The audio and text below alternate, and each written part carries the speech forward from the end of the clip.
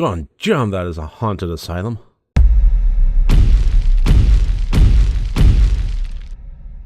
Hello everyone and welcome to RotD Review of the Day, and today I am taking a look at the 2018 movie from South Korea, Gonjiam Haunted Asylum. Now this has a lot of similarities to a movie that one of the first movies that I reviewed here on the RotD Reviews channel, The Haunted House Project, which was made in 2010. Lot of similarities, but also quite a lot of differences. And I will say that in the similarities, every aspect of where the Haunted House Project failed, and it didn't fail on a terrible amount, but it did have some pretty glaring issues. Every aspect of it that it failed on, Gonjiam Haunted Asylum succeeded on with flying colors. This was an amazing, amazing, scary movie. And I really, really heartily recommend it to anybody out there, any horror fan that wants to have a thrill ride and to get scared. I really, really do recommend this one. If you're not a fan of subtitles, this isn't one of those ones where I would really recommend trying it. Make an exception. Whatever issue you may have, see if you can power through it and enjoy this one, because it is absolutely worth enjoying. To find out why, let's get into the categories. As always, 4 different categories, each one worth up to 25 points for a total possible score of 100 points. And the plot of this one follows a group of young people that have a horror webcast series.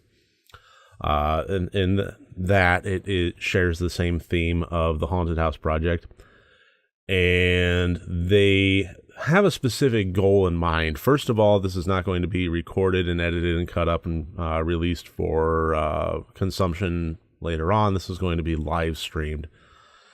Speaking of live stream, October 27th, RotD is going on the road at Alfred University from noon to 4. Check us out.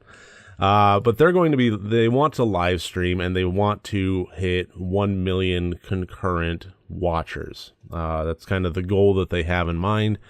And to accomplish this, they are going to go to one of CNN's top 10 haunted places in the world, which happens to be not necessarily in their backyard, but within their country, which is this haunted asylum. And they do a really professional job of rigging everything up. They have 6 or so people. They have these dual mount GoPro body harnesses, which shows where they are looking as well as their faces at the same time, using 2 different cameras. They kind of rig things up ahead of time during the light of day. They have a central base camp that is on the grounds, but not in the asylum. It's in the woods a mile or so away. And, they approach it very analytically and, very much professionally within the context of a filmmaker wanting to produce content point of view. And of course, things go wrong. The asylum, is haunted, and everybody kind of expects that and so forth. But the way that it went about things, I thought was really, really brilliant. And I'm going to get into a lot more detail on that in the deep dive video that I will be having on this one that will accompany this video. This video is spoiler free. In that one, it will be full of spoilers, and I will just talk freely about the movie as if you've seen it, because if you're watching that video, you should have.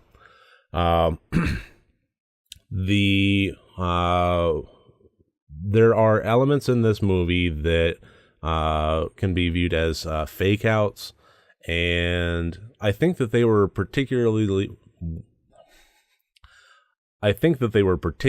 well crafted and serves the purpose of ultimately making the movie scarier.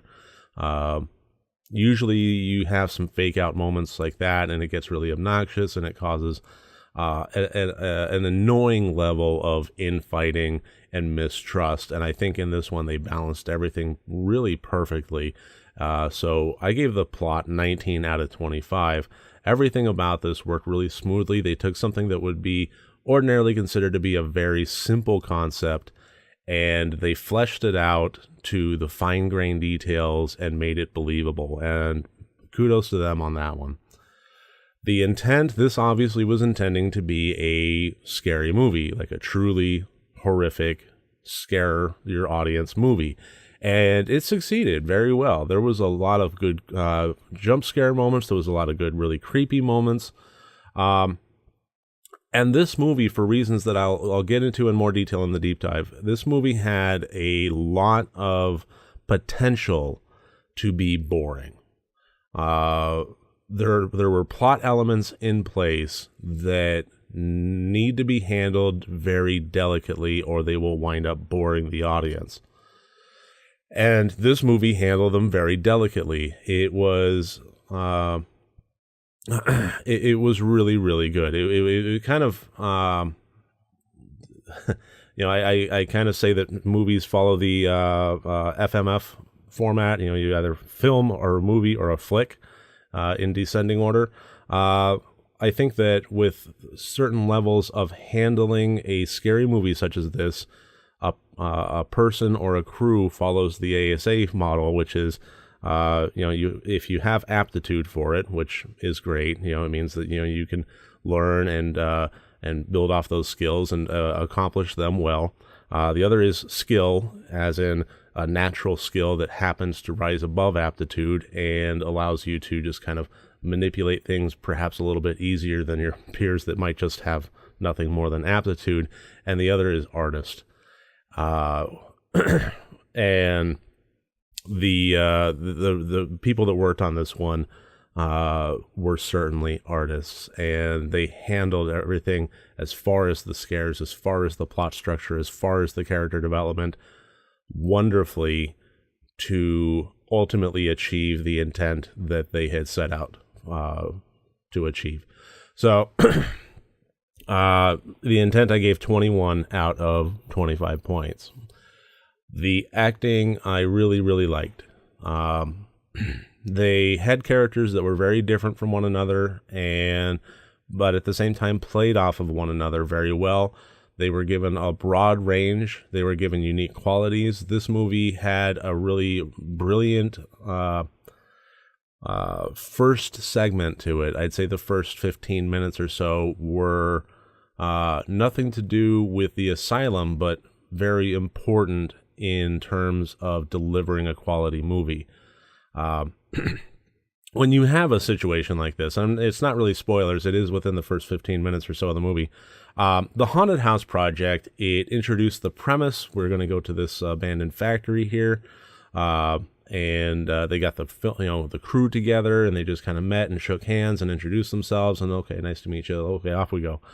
And in this one, they did more than that. It was the same kind of deal. We're going to go to this asylum, and we're going to do this, and here's why. Okay, I've been to 3 of the 10 CNN haunted places, and this is going to be my 4th. Okay, nice to meet you. And then they spent time together. And I think that this was important. They hung out, they drank, they spent the night, they partied, and the next day on the way there, they purposefully stopped by a little water park area and had some fun in a lake. And when you have a movie such as this, where you are going to have a little bit of infighting, you are going to be having a little bit of distrust, and ultimately you're going to have characters that are put through one hell or another in front of their peers, it's important to get a baseline for their character. I think that's incredibly important. It's the same thing as like movies about possession or insanity or anything along those lines. Is if you don't show a good baseline, if you simply start the movie with them already dour and then they just get more dour, it doesn't give the audience a good sense of perspective of who they are now versus who they used to be and how much of a difference that is. And I think that that's terribly important. And this movie did a really good job of establishing that, and the acting really sold it. I gave that 18 out of 25. I was pretty darn impressed with this. The technical there was a lot of effects going on in here, and a lot of them were CG that worked really well. It was very seamless as far as that goes. A lot of it was practical effects, a lot of it was just camera angles and clever editing, and all that worked really well. The use of the POV cameras, the dual mount where you can see where they're looking and you can see their faces at the same time, or depending on what shot the director wants to make, I thought that was really, really good. And it was one of those things where it could be a gimmick or it could be a tool, and they made it a tool. They used it. They found effective uses for that in creation of the scares and in the storyline. The way that they handled all of the different camera angles, and ultimately what you had was confluence of 20 cameras at any given time, and the effective use of them in assembling this movie, I thought was really, really good, really clever, and they handled it very well. I gave the technical 22 out of 25 points. The cameras worked well, the structure worked well, the special effects worked well. Everything really came together in a very cohesive package, and I was very, very impressed by this. So 80 out of 100 points total. Again, I really do recommend this one, and I'm going to get into a lot more of the